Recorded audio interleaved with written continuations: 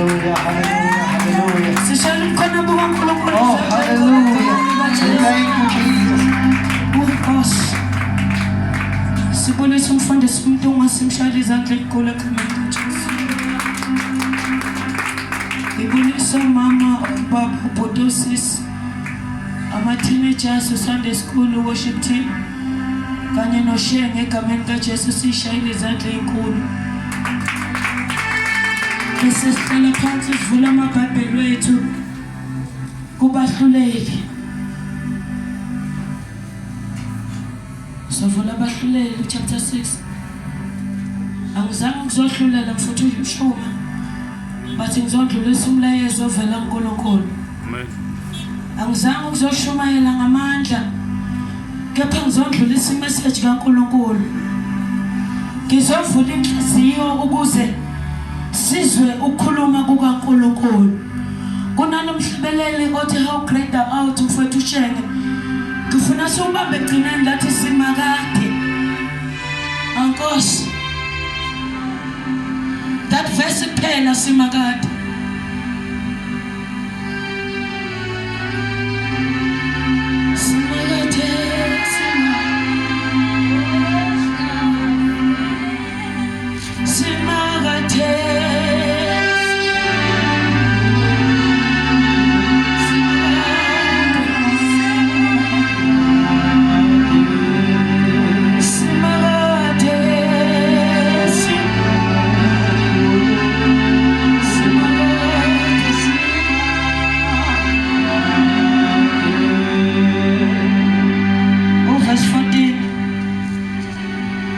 Jehova wambheka uGidoni wathi hamba nganamandla akho usindise uIsrayeli. uJehova wambheka uGidoni wathi Gidoni hamba nganamandla onawo usindise isizwe sikaIsrayeli.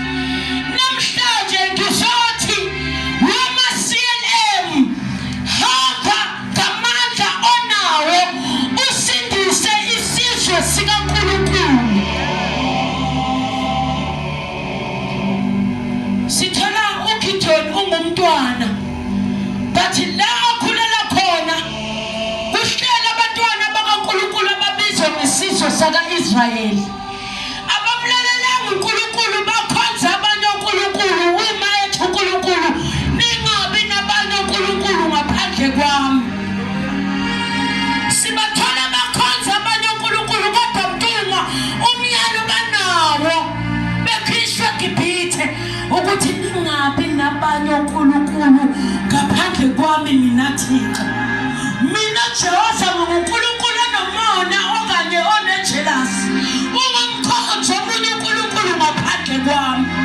Waphumela ungamkhonza omunye uNkulunkulu ngaphandle kukaJehova.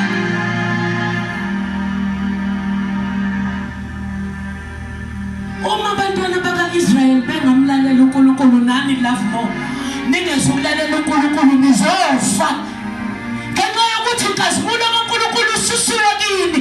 Sengikhonza abanye uNkulunkulu kodwa love more uma nizohlala ezweni nilandela imithetho kaNkulunkulu adile nizosinda ekufeni njengoba nisindile ku-second wave. Abamlalela uNkulunkulu. uNkulunkulu lethi isizwe sakaMidiyani sizobaqeda sababulala ngenkemba. Bayalima bayatshala iy'thelo ntombi. Siyafika isitha sizothatha ngendluzelo.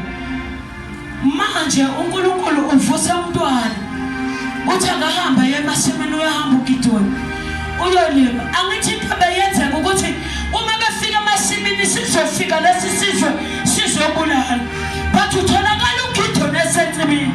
Uma ngabe esensimini evuna iyafika ingelasi yezulu izohlala naye ithuba uGidoni ungesabi ngoba mina Jehova nawe. Uthi la mfana ngizokwazi kanjani ukuthi nguwe uNkulunkulu okhulumayo. Ngamanye amazwi yena ubona ingilosi kanti uNkulunkulu usefika uqobo ngesiqu sengilosi. Uthi ngizoba kanjani ukuthi sekhuluma ngani ukuthi thatha emfubeni uthathe nomhluzi wenyama wakhona bese ubeke edwaleni one of more idwala lingubani idwala uJesu Kristu uyakubeka phezu kwedwala befika umlilo uthathayo zikumnikela uthi mfana hayi ngizwile isithi ingelosi kaNkulunkulu okunguThixo ithi hamba gidwa ngaleyo mali uyasindisa uIsrayeli uyahamba ngempela uGidiyoni uyasindisa uIsrayeli ukubanthiwa Gidiyoni ndini azange walalela uNkulunkulu ngabe abantwana bakaIsrayeli bafele ezonini wema sizodinga abantu abazolalela ukukhuluma kukaNkulunkulu abazokwenza ubisho kombhalo kaNkulunkulu bengalaleli ukuthi isitha thini kepha belalele izulu lodwa washena sidinga abantu abazohamba ngamandla abuye kubaba uNkulunkulu hayi amandla ashera amandla latholakala enyangeni noma kuphi komajika wasebenzi kepha amandla kaNkulunkulu amile ngunaphakade yingakho isigidoni wakwazi ukunqoba isizwe samaMidiyani ngenxa yezwi likaNkulunkulu ngizothi kini masiyelene njengoba kuvulwa nje hambani ngalamandla nawo uNkulunkulu ababeke kuwo lesi sifo besizokwahlula ukuthi uLovemo azazi ukuthi umephi noNkulunkulu besizokufundisa ukuthi kahle kahle umuntu akamanga ngamandla esitha uma ngamandla kababa uNkulunkulu ophilayo